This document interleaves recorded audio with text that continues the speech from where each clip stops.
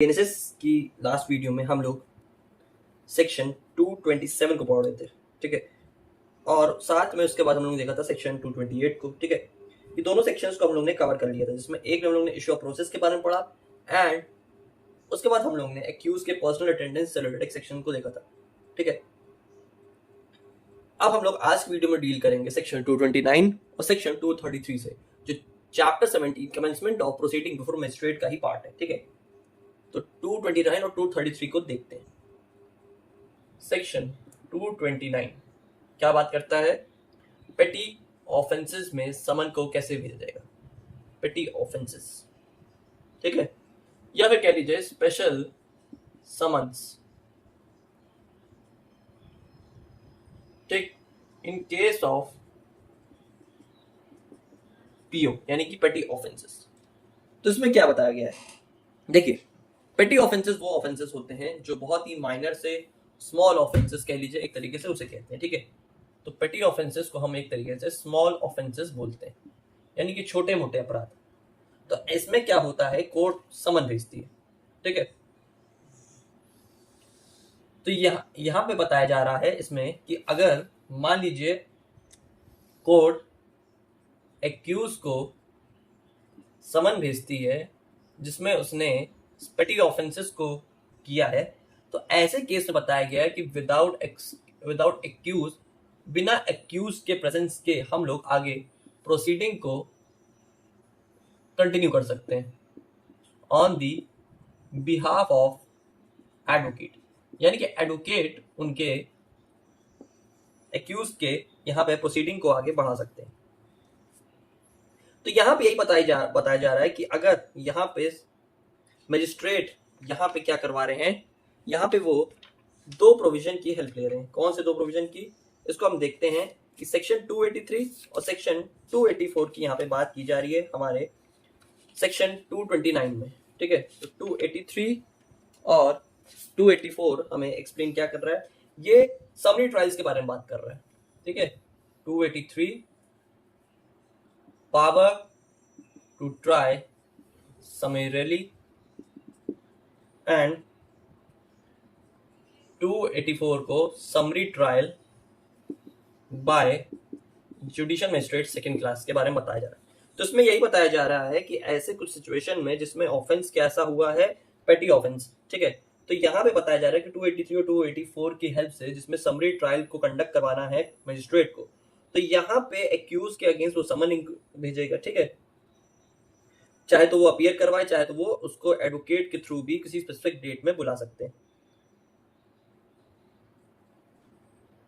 और यहाँ पे अगर उसको एक्यूज पर्सन को मजिस्ट्रेट को गिल्टी प्लीड करना है, अगर मजिस्ट्रेट को यहाँ पे एक्यूज को गिल्टी प्लीड अगर करना है या करवाना है, तो ऐसे सिचुएशन में बिना अपीयरेंस के वो यहाँ पे एक स्पेसिफिक डेट पे यहाँ पे उनको समन्स के थ्रू भेज सकते हैं। क्या भेज सकते हैं? राइटिंग में, ठीक है।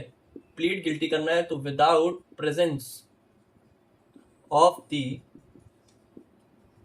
मजिस्ट्रेट की प्रेजेंस के बिना एक स्पेसिफाइड डेट में यहाँ पे मजिस्ट्रेट क्या कर सकते हैं, मजिस्ट्रेट यहाँ पे समन्स भेजेंगे उस एक्यूज पर्सन को, यानी कि नोटिस भेजा जाएगा और उसको कहा जाएगा कि एक आप स्पेसिफाइड अमाउंट को यहाँ पे अपने एडवोकेट के थ्रू पे करवाइए, ठीक है। And to plead guilty to the charge through such advocate, to authorize in writing the advocate to plead guilty to the charge on his behalf and to pay the fine through an advocate.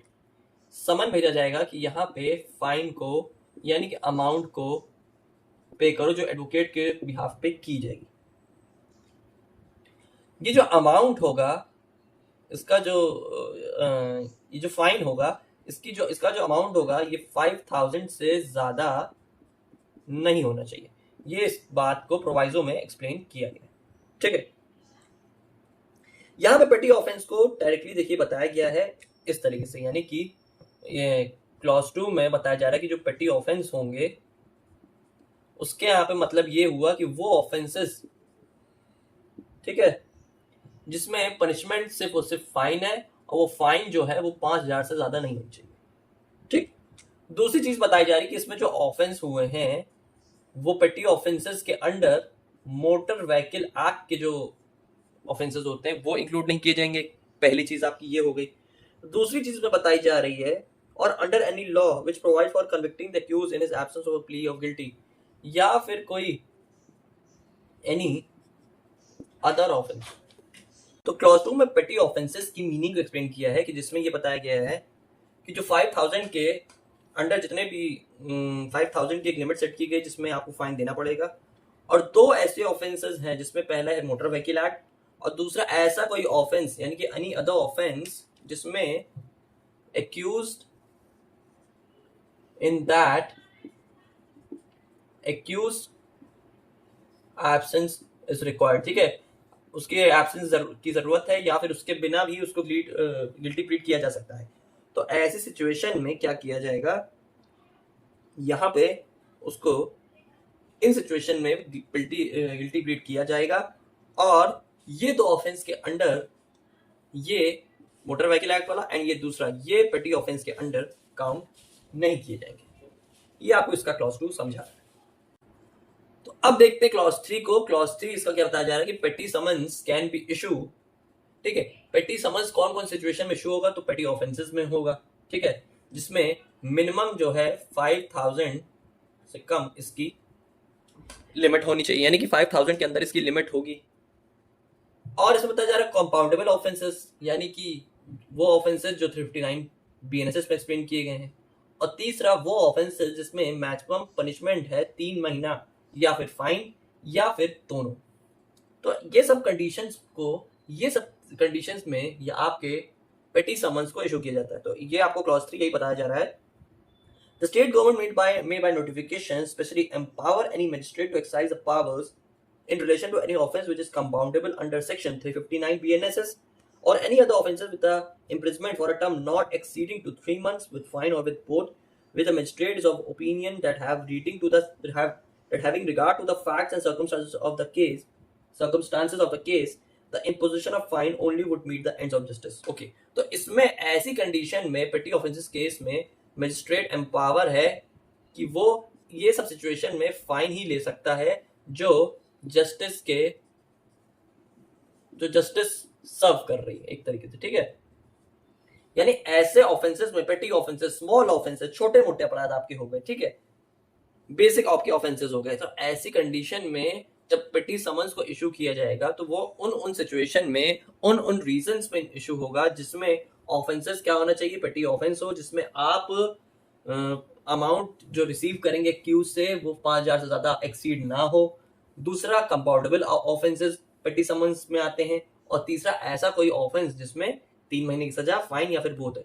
तो ऐसी situation में magistrate को empower है कि वो ऐसी situation में सिर्फ और सिर्फ पनिशमेंट के तौर में वो फाइन ही ले सकते हैं जो एंड्स ऑफ जस्टिस को सर्व करे। ठीक है, या जस्टिस को सर्व करे। तो ये आपको सेक्शन 229 बताता है, special summons in case of पेटी ऑफेंसेस, यानी कि छोटे मोटे अपराध में मजिस्ट्रेट एम्पावर है कि वो आपको समन्स के थ्रू यहाँ पे बुला सकते हैं जिसमें एक्यूज की प्रेजेंस नहीं है। अगर एक्यूज को गिल्टी प्लीड करना भी होगा तो वो एडवोकेट के बिहाफ में भी हो सकता है, जिसमें अमाउंट, एक certain payment of amount accuse के थ्रू पे किया जाएगा, और जो 5000 से ज्यादा नहीं होना चाहिए। यही आपको बात बताई गई है सेक्शन 229 में। अब देखते हैं सेक्शन 233 को। क्या बात करता है 233 बात करता है procedure to be followed when there is a complaint case and police investigation in respect of same offence. क्या मतलब हुआ सिचुएशन का, क्या स्टेटमेंट बता रहा है, पहले लिख ले रहे हैं। 233 क्या बता रहा है, procedure to be followed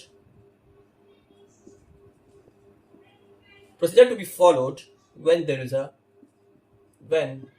there is a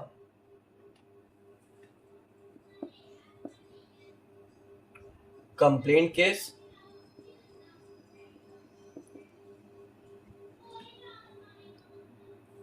and police investigation in respect of same offense।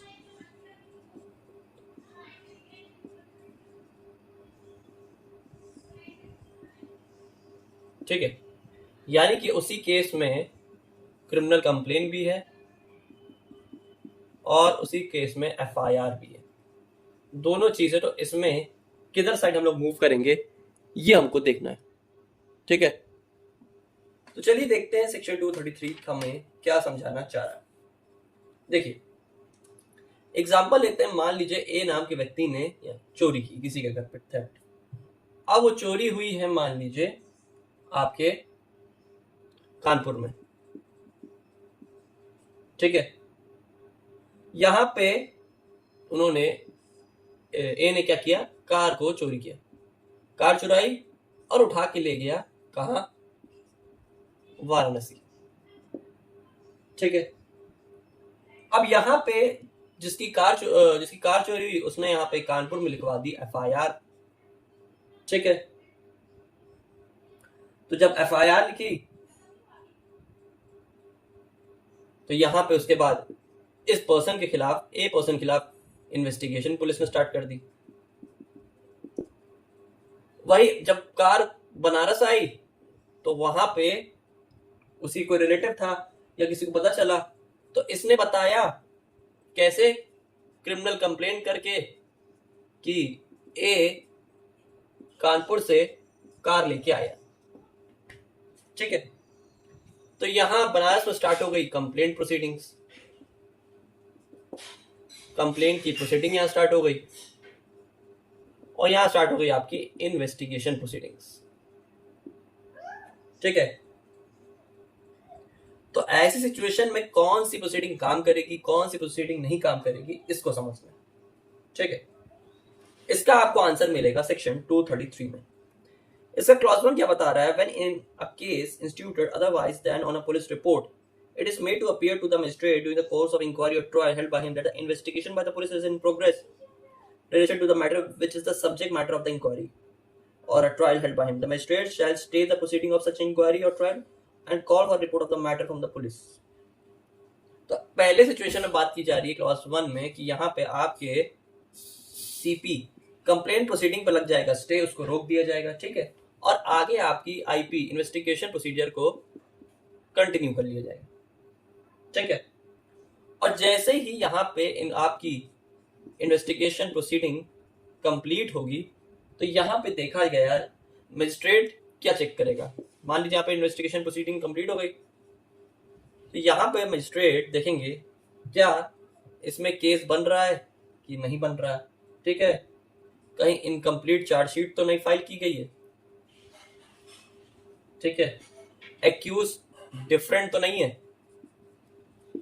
तो अगर ऐसे कुछ सिनेरियो क्रिएट होते हैं तो ऐसे केस में मजिस्ट्रेट जो हैं कॉग्निजेंस उस केस में नहीं लेंगे, उस केस में कॉग्निजेंस नहीं लिया जाएगा, ठीक है। और यहाँ की आपकी आईपी जो कंप्लीट हुई है ये टर्मिनेट हो जाएगी, ठीक है। और सीपी आपकी आगे चलेगी, यानी कि आपकी कंप्लेंट प्रोसीडिंग को स्टार्ट कर दिया जाएगा। देखते हैं 233 का क्लॉज 2 हमें क्या समझा रहा है। 233 का क्लॉज 2 ये क्या बता रहा है, if a report is made by the investigation officer under section 193 and on such report cognizance of any offense is taken by the magistrate against any person who is an accused in the complaint case, the magistrate shall inquire into or try together the complaint case and the case arising of a police officer and if the both cases were instituted on a police report।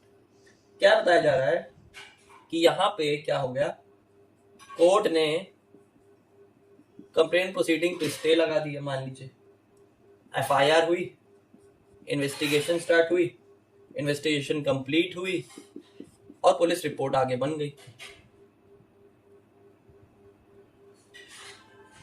जब chargesheet बन के यहाँ पे police report बन के मान लीजिए chargesheet file हुई, कोर्ट में गई, मजिस्ट्रेट ने यहाँ पे कॉग्निजेंस ले लिया एक्यूज के अगेंस्ट, ठीक है, किसके, पुलिस रिपोर्ट के बेसिस पे। अब मान लीजिए यहाँ पे क्या है, सेम केस है, सेम एक्यूज भी है, सेम केस भी है। तो ऐसे सिचुएशन में क्या होगा, इन्वेस्टिगेशन प्रोसीडिंग को कंटिन्यू कर दिया जाएगा और जो यहाँ पे इसको स्टे किया गया था, रोका गया था आपकी कंप्लेंट प्रोसीडिंग को, इसको उस पुलिस रिपोर्ट से या फिर कह लीजिए आपकी इन्वेस्टिगेशन प्रोसीडिंग से मर्ज कर दिया जाएगा, यानी कि जोड़ दिया जाएगा और फिर एक सिंगल ट्रायल एक तरीके से चलेगा। यानी कि यहाँ पे कॉग्निजेंस ले लिया मजिस्ट्रेट ने, और उसके बाद यहाँ पे आईपी आपकी चलेगी, और जो सीपी है जिसको स्टे किया गया है इसको एक साथ मर्ज करके एक सिंगल ट्रायल को चलाया जाएगा। ये बात इसमें समझाई जा रही है। वही इसका क्लॉज 3 हमें समझा रहा है कि अगर पुलिस रिपोर्ट एक्यूज के जो ऑफेंस है उससे रिलेट नहीं कर रही है, और यहाँ पे कॉग्निजेंस भी मजिस्ट्रेट ने नहीं लिया है उस केस में, तो ऐसे केस में जो कंप्लेंट प्रोसीडिंग को स्टे किया गया था, रोका गया था, उसमें आगे मजिस्ट्रेट अपनी इंक्वायरी प्रोसीडिंग को स्टार्ट कर देगा जो उसने रोकी थी पहले। ये इसमें क्लॉज 3 के अंदर बताया जाएगा, यानी कि कॉग्निजेंस को किस तरीके से लिया जाएगा ये बहुत ही ज्यादा इंपॉर्टेंट रोल प्ले करता है। इसी कॉग्निजेंस के ऊपर 2 केस लॉ भी है, इसको भी हम लोग समझ ले रहे हैं, ठीक है। तो कॉग्निजेंस से रिलेटेड 2 केस लॉ। पहला केस लॉ है आपका है Harish Chandra Prasad Mani versus state of Jharkhand 207 Supreme Court. क्या बताया गया था इस केस में? इसमें बताया गया था कि कॉग्निजेंस के मीनिंग डिफाइन किया था। कॉग्निजेंस का मतलब होता है एप्लीकेशन ऑफ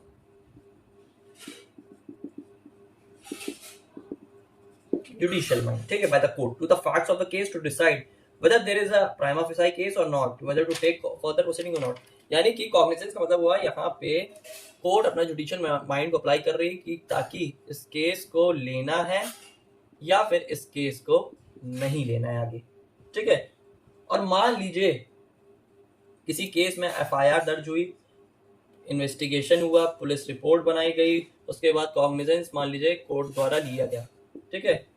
लेकिन यहाँ पे पुलिस रिपोर्ट को पढ़ते समय बाय रीडिंग चार्जशीट यहाँ पे जुडिशियल मजिस्ट्रेट ने अपना जुडिशियल माइंड को जब अप्लाई किया तो यहाँ पे उसने कॉग्निजेंस को थोड़ी देर रोक के या कॉग्निजेंस में कुछ एक्शन लेने से पहले यहाँ पे उन्होंने एक रीजन्ड ऑर्डर दे दिया कि हम इसमें कॉग्निजेंस लेंगे या लेने वाले हैं। जो इसमें अप्रोप्रिएट एक्शन लेने से पहले उन्होंने एक रीजन ऑर्डर दे दिया कि कुछ टाइम के लिए टेम्पररी पर्पस के लिए यहाँ पे मैं रुक रहा हूँ। चार्जशीट को पढ़ के इसमें देखा गया कि केस में अप्रूवल दे दिया कि हाँ जुडिशियल माइंड को अप्लाई करते हुए दिख रहा है कि इसमें कॉग्निजेंस लेना है, लेकिन उन्होंने पहले एक रीजन ऑर्डर दे दिया कि यहाँ पे क्यों लिया जा रहा है, उसका रीजन के बेसिस में पहले एक रीजन प्रोवाइड कर दिया। तो ऐसे केस में यहाँ पे हम उनके कॉग्निजेंस पे क्वेश्चन नहीं उठा सकते, ऐसा सुप्रीम कोर्ट ने कहा था। और सुप्रीम कोर्ट की बेसिकली गाइडलाइंस थी, और ऐसे ही सेम आरुषि तलवार मर्डर केस में भी बात हुई थी, जिसमें कोर्ट ने इस केस में कॉग्निजेंस लेने से पहले एक रीजन ऑर्डर दिया था कि हम क्यों इसमें कॉग्निजेंस ले रहे हैं। तो दूसरा केस इसमें बताया गया है नुपुर तलवार वर्सेस सीबीआई 2012 सुप्रीम कोर्ट, ठीक है। ये जो आरुषि तलवार मर्डर केस है इसमें रीजन ऑर्डर का जो इसमें बात की गई थी सुप्रीम कोर्ट ने कही थी, ठीक है। और ये वाला केस भी सुप्रीम कोर्ट का है। इसमें बताया गया था the court held that if the judicial magistrate passes the reason order by taking cognizance then such order shall not be taken to be the comment upon the merit of the case and it will be not affect the merit of the case। क्या बताया जा रहा है? वही इस बात को इसमें आगे कंटिन्यू किया गया था कि मान लीजिए कोई रीजन ऑर्डर, मान लीजिए जुडिशियल मजिस्ट्रेट किसी केस में दे रहा है, तो यहाँ पे आप उस रीजन ऑर्डर पे कमेंट नहीं करेंगे अगर उस केस को वो मेरिट पे लिया जा रहा है। यानी कि कॉग्निजेंस लेने से पहले वो यहाँ पे कुछ स्पेसिफिक टाइम तक के लिए एक रीजन ऑर्डर प्रोवाइड कर रहा है, किसी केस में रीजन पास कर रहा है, ठीक है। तो वो इफेक्ट पे नहीं आएगा जब जुडिशियल मजिस्ट्रेट अगर ऐसा करते हैं। ये कॉग्निजेंस जुडिशियल माइंड के बेसिस पे देखा जाता है, जो यहाँ पे ये बताता है कि हमें इस केस में काम करना है, आगे प्रोसीड करना है या नहीं करना। तो ये 2 केस लॉ में कॉग्निजेंस को लेके बात की गई थी। तो ये है 2 केस का कॉन्सेप्ट, और साथ ही है ये 233 का कॉन्सेप्ट।